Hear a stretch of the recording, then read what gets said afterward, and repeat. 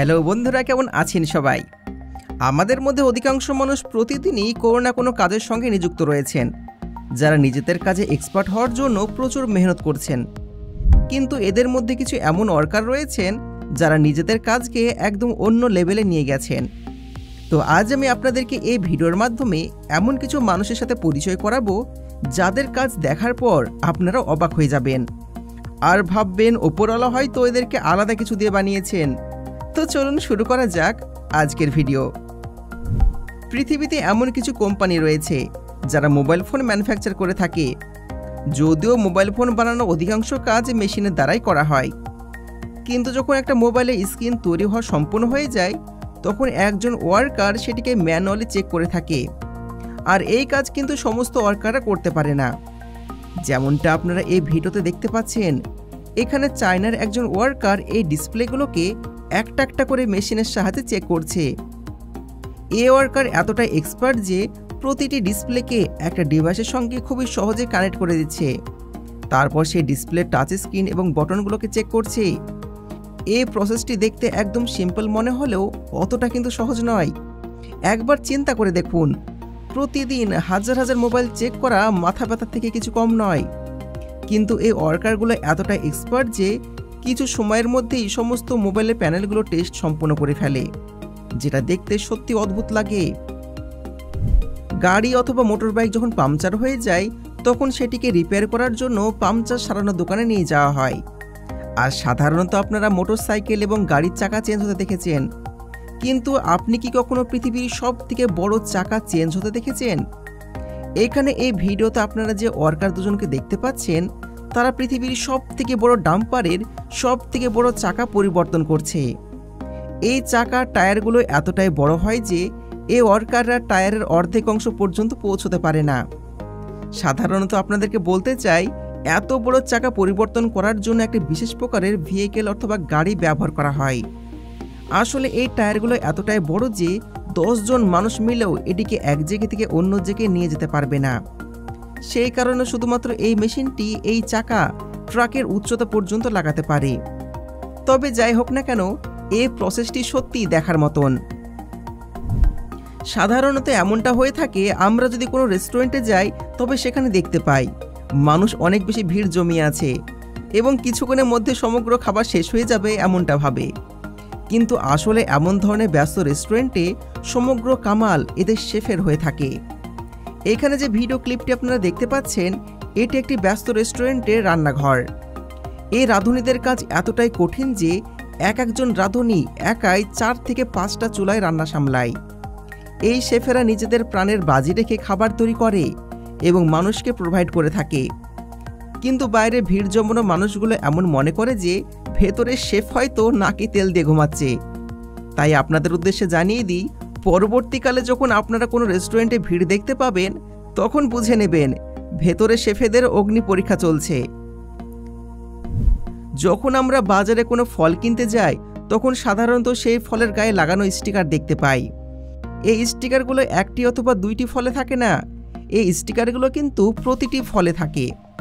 সাধারণত এই স্টিকারগুলো সেই ফলের অরিজিন ডিফাইন করে, অর্থাৎ এই ফল কোন দেশ থেকে এসেছে সেটা আমাদেরকে জানায়। তার সাথে এই ফলগুলো কবে তোলা হয়েছে এবং এগুলো অর্গানিক কিনা সেটাও দেখা হয়। এর সাথে এই স্টিকারগুলো দেখে ফলের প্রোডাকশন টাইপের বিষয়ে জানতে পারা যায়। কিন্তু আপনাদেরকে এটা জানা আছে এই সুন্দর সুন্দর ফলের উপর স্টিকারগুলো কিভাবে লাগানো হয়? আসলে এই স্টিকারগুলো ফ্যাক্টরিতে থাকা ওয়ার্কাররা লাগিয়ে থাকে। যেমনটা আপনারা এই ভিডিওতে দেখতে পাচ্ছেন, একজন ওয়ার্কার এই মেশিনের সাহায্যে কত সুন্দরভাবে সমগ্র ফলে এই স্টিকারগুলো লাগাচ্ছে। এই যে মেশিনটি আছে এর মধ্যে হাজারো বেশি স্টিকার রয়েছে, যেগুলো একজন ওয়ার্কার সমগ্র ফলে এক এক করে লাগাচ্ছে। তবে যাই হোক না কেন, ফলের উপরে স্টিকার লাগানোর এই প্রসেসটি দেখতে সত্যি মজাদার। বাড়ি হোক অথবা অফিস কিংবা অন্য কোথাও, লোহার তৈরি এই গ্রিলগুলো সব জায়গাতেই দেখতে পাওয়া যায়। এগুলো দেখতে যে শুধুমাত্র সুন্দর আর অ্যাট্রাকটিভ লাগে তা কিন্তু নয়, এর সাথে এগুলো সেফটির জন্য অনেক বেশি পারফেক্ট। তবে আপনাদের কি জানা আছে এই মেটালের গ্রিলগুলো কিভাবে তৈরি করা হয়? এই ভিডিওটি দেখুন, এখানে কিছু ওয়ার্কার মেটালের গ্রিল তৈরি করছে। এটি তৈরি করার জন্য মাটির ছাঁচের ব্যবহার করা হচ্ছে। আপনারা এটা জানলে অবাক হবেন যে সব প্রথমে মাটিতে ডিফারেন্ট ডিজাইনের ছাঁচ তৈরি করা হয়, তারপরে এই ডিজাইনের ছাঁচে গলিত মেটাল দেয়া হয় এবং পরবর্তীতে যখন সেগুলো ঠান্ডা হয়ে যায় তখন এইগুলোকে মাটি থেকে বের করা হয় এবং এই গ্রিলগুলো তৈরি করা দেখতে সত্যি খুবই সুন্দর লাগে। তবে আপনারা কি জানতেন এই মেটালের গ্রিলগুলো কিভাবে তৈরি করা হয়? কমেন্টে অবশ্যই জানাবেন। যদি আপনি কোনো মহিলাকে জিজ্ঞাসা করেন কিংবা মা বোনেদের জিজ্ঞাসা করেন পৃথিবীর সবথেকে কঠিনতম কাজ কোনটি, তাহলে তার জবাব হবে বাড়ির নোংরা থালা বাসনগুলো মেজে পরিষ্কার করা। এটা বাস্তব যে থালা বাসন পরিষ্কার করা প্রতিটা মানুষেরই সমস্যা। কিন্তু যদি এমনটা হয় যে রেস্টুরেন্টের সমস্ত থালা বাসনগুলো মেজে পরিষ্কার করতে হয়, তাহলে কেমন হবে?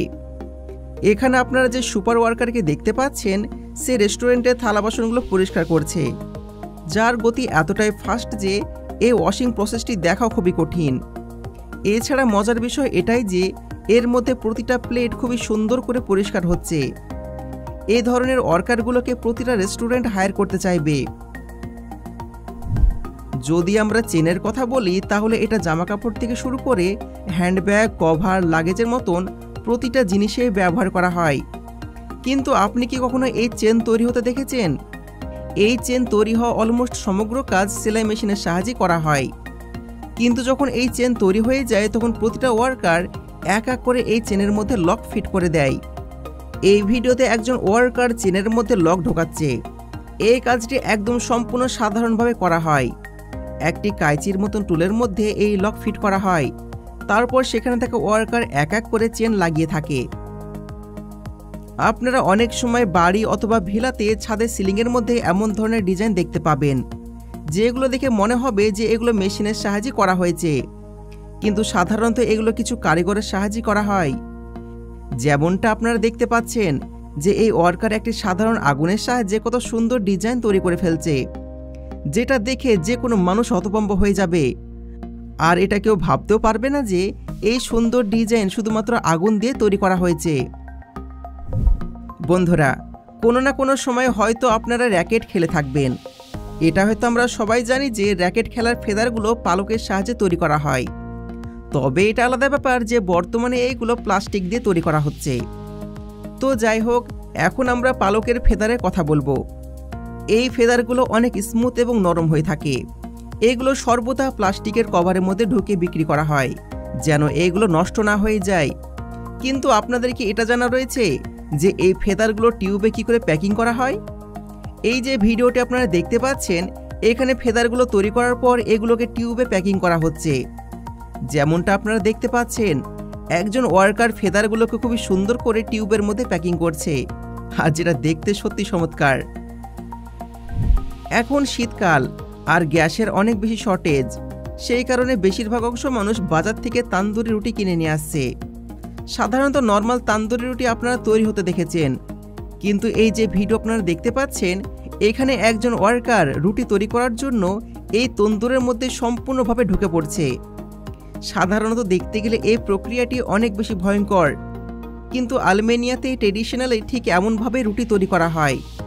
আসলে এই তন্দুরের আকার এতটাই বড় হয় যে যার ফলে ওয়ার্কারকে রুটি লাগানোর জন্য এর ভেতরে ঢুকে পড়তে হয়। সাধারণত দেখতে গেলে এই প্রসেসটি অনেক বেশি ভয়ঙ্কর লাগে, কিন্তু এই ওয়ার্কাররা এতটাই এক্সপার্ট যে খুবই সহজে এই কাজ করে ফেলে।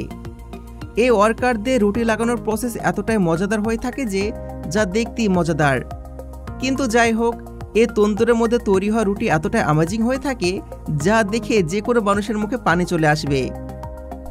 তো বন্ধুরা, আপনাদের কি এরকম রুটি খেতে ইচ্ছা করছে? অবশ্যই কমেন্টে জানাবেন। আজ এ পর্যন্তই। যদি আজকের ভিডিও ভালো লেগে থাকে ভিডিওতে লাইক করুন এবং এই ওয়ার্কারদের জন্য যদি কিছু বলতে চান অবশ্যই কমেন্ট করুন। দেখা হচ্ছে পরবর্তী ভিডিওতে। ধন্যবাদ।